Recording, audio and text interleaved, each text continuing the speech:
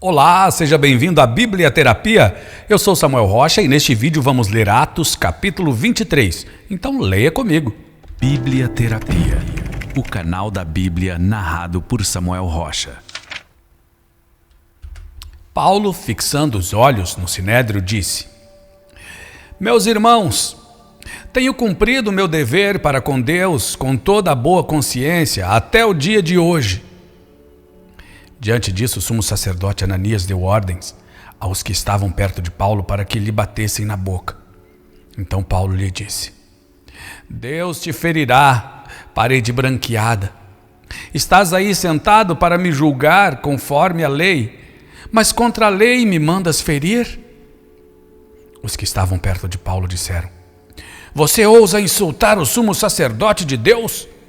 Paulo respondeu: Irmãos, eu não sabia que ele era o sumo sacerdote, pois está escrito: não fale mal de uma autoridade do seu povo. Então Paulo, sabendo que alguns deles eram saduceus e outros fariseus, bradou no sinédrio: Irmãos, sou fariseu, filho de fariseu. Estou sendo julgado por causa da minha esperança na ressurreição dos mortos. Dizendo isso, surgiu uma violenta discussão entre os fariseus e os saduceus, e a assembleia ficou dividida. Os saduceus dizem que não há ressurreição, nem anjos, nem espíritos, mas os fariseus admitem todas essas coisas. Houve um grande alvoroço e alguns dos mestres da lei, que eram fariseus, se levantaram e começaram a discutir intensamente, dizendo: Não encontramos nada de errado neste homem. Quem sabe se algum espírito ou anjo falou com ele? A discussão tornou-se tão violenta que o comandante teve medo que Paulo fosse despedaçado por eles. Então ordenou que as tropas descessem e o retirassem à força do meio deles, levando-o para a fortaleza. Na noite seguinte, o Senhor, pondo-se ao lado dele, disse: Coragem! Assim como você testemunhou a meu respeito em Jerusalém, deverá testemunhar também em Roma. Na manhã seguinte, os judeus tramaram uma conspiração e juraram solenemente que não comeriam nem beberiam enquanto não matassem Paulo. Mais de 40 homens estavam envolvidos nessa conspiração. E dirigindo-se aos chefes dos sacerdotes e aos líderes dos judeus, disseram: Juramos solenemente sobre maldição que não comeremos nada enquanto não matarmos Paulo. Agora, portanto, vocês e o sinédrio peçam ao comandante que o faça comparecer diante de vocês com o pretexto de obter informações mais exatas sobre o seu caso. Estaremos prontos para matá-lo antes que ele chegue aqui. Entretanto, o sobrinho de Paulo, filho de sua irmã, teve conhecimento dessa conspiração, foi à fortaleza e contou tudo a Paulo, que, chamando um dos centuriões, disse: Leve este rapaz ao comandante. Ele tem algo para lhe dizer. Assim ele o levou ao comandante. Então disse o centurião: Paulo, o prisioneiro, chamou-me, pediu-me que te trouxesse este rapaz, pois ele tem algo para te falar. O comandante tomou o rapaz pela mão, levou-o à parte e perguntou: Que você tem para me dizer?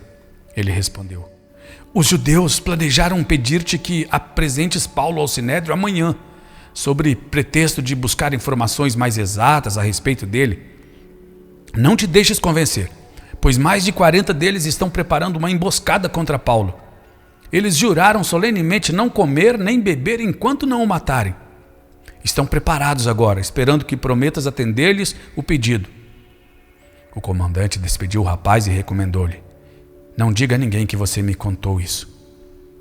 Então ele chamou 2 de seus centuriões e ordenou-lhes: Preparem um destacamento de 200 soldados, 70 cavaleiros e 200 lanceiros a fim de irem para Cesareia, esta noite, às 9 horas da noite. Providenciem montarias para Paulo e levem-no em segurança ao governo Félix. O comandante escreveu uma carta nestes termos: Cláudio Lísias, ao excelentíssimo governador Félix, saudações. Este homem foi preso pelos judeus, que estavam prestes a matá-lo quando eu, chegando com minhas tropas, o resgatei, pois soube que ele é cidadão romano. Querendo saber por que o estavam acusando, levei-o ao sinédrio deles. Descobri que ele estava sendo acusado em questões acerca da lei deles, mas não havia contra ele nenhuma acusação que merecesse morte ou prisão. Quando fui informado de que estava sendo preparada uma cilada contra ele, enviei-o imediatamente a Vossa Excelência. Também ordenei que os seus acusadores apresentassem a Vossa Excelência aquilo que tem contra ele. Os soldados, cumprindo o seu dever, levaram Paulo durante a noite e chegaram a Antipátride. No dia seguinte, deixaram a cavalaria prosseguir com ele e voltaram para a fortaleza. Quando a cavalaria chegou a Cesareia, deu a carta ao governador e lhe entregou Paulo. O governador leu a carta e perguntou de que província era ele. Informado de que era da Cilícia, disse: ouvirei seu caso quando seus acusadores chegarem aqui. Então ordenou que Paulo fosse mantido sob custódia no palácio de Herodes. Bíblia Terapia, o canal da Bíblia narrado por Samuel Rocha. Vem cá, responde para mim. Você já leu a Bíblia inteira?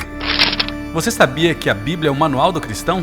Só lendo a Bíblia você vai se livrar de heresias, de doutrina de homens, de religiosidade, de fanatismo e de tantas confusões e alienações que os homens transformaram o Evangelho de Jesus, que é simples. Então, se você ainda não leu a Bíblia inteira, essa é a oportunidade de você ler a Bíblia em 300 dias, de forma prática, fácil e divertida. Ah, Samuel, mas eu não consigo ler porque eu não tenho disciplina, não tenho tempo.